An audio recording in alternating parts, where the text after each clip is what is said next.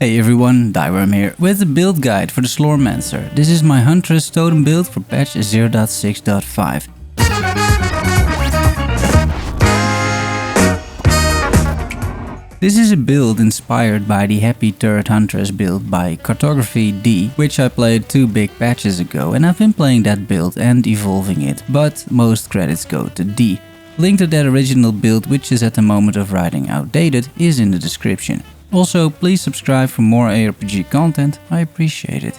Let's start with the build description. This is a totem build, meaning all your damage comes from totems or ballistas, I call them the same thing. And the playstyle involves constantly spawning totems, which by themselves summon more totems, and this goes on forever pretty much. I've reached over 40 million DPS on a good day, and on average, depending on the zone and difficulty, you will easily hit 10 to 20 million DPS in one of those big chaos circles without doing a whole lot yourself. The build excels in farming the Great Forge, but also works quite well in regular expeditions. Wrath 10 is not a problem. It is still squishy, of course, because of Wrath 10, but we do have some defenses built in. The damage is obviously good.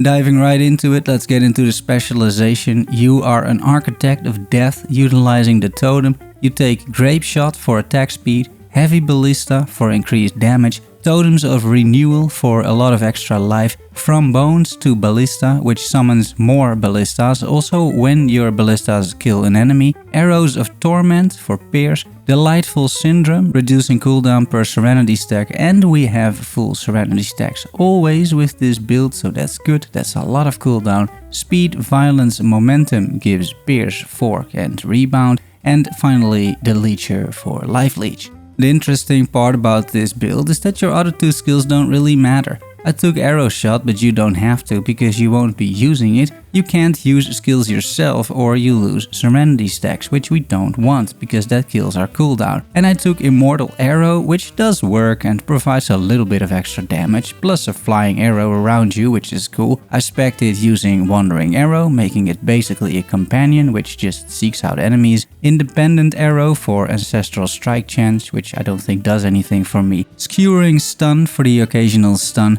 Experienced Arrow for crit chance, and Impatient Arrow, which once again doesn't do anything because you should never trigger this as you must not lose Serenity stacks. Then, to attributes, I'm stacking Savagery until you can make it to the node that provides raw damage based on missing health. And as there are auras in the game that reserve health, you can gain a ton of damage. Plus, we're gaining percentage life from our totem specialization, so the raw damage stacks up quite nicely, and this is our main damage scaling. I put points in Determination to reach the damage to elite cap, and Determination gives more percentage life too.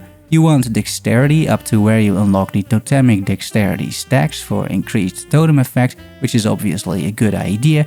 And the remaining points I put in Toughness for some flat life. With the Ancestral Legacy you have some choices. I have a mix here between damage and defense. If you want to go ham, you can reserve more life even. I make my way north using Burning Shadow for raw damage, Elemental Boost, which is useless, it's just a traveling node, same with Elemental Reward. And then we get to Obscure Retribution, reserving 25% of life, giving us a lot of raw damage. The 2 defenses we have are Air Conditioner, reducing nearby enemy attack speed by 45%, and Ice Aura, providing chilled to nearby enemies plus a bit of elemental resistance.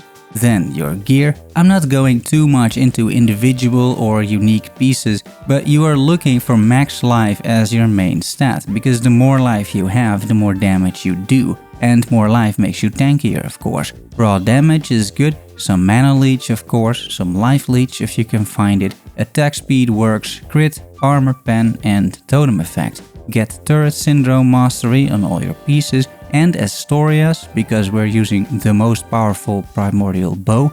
This is the primordial version of the most powerful bow, providing Reaper damage multipliers, but putting elemental damage to 0. That is fine, we don't do much elemental damage, well after this bow you do 0 damage, because the totem skills with Reaper damage and raw damage, so you're all good there, you don't need elemental damage. If you're wondering how to get this primordial version, you can get it by leveling the regular boat to level 100 and then just kill a boatload of enemies. It used to be 42,000 enemies, I think, but the number is lower now, hopefully for you. Inside of that Slorm Reaper, we put the Slormandrite rune of the Shaman, triggering yet another totem, which also fires bolts. This may not be the best rune out there, but it fits the build nicely. It's triggered by the activation rune of Adrienne, because we're casting support skills all the time. The enhancement rune of Adrienne sometimes gives you an additional trigger. We're using the ultimatum of profound depth for area damage reduction of 57.5%. As most skills of enemies that actually kill you are area effects, this is quite useful. And that only leaves the playstyle, which I can be very short about. It's incredibly easy, you just press your totem skill and that is all you need to do. Happy hunting everyone, I hope you enjoyed the guide. Kudos again to Deed for the original idea here and thanks for watching. See you soon, love you all, bye.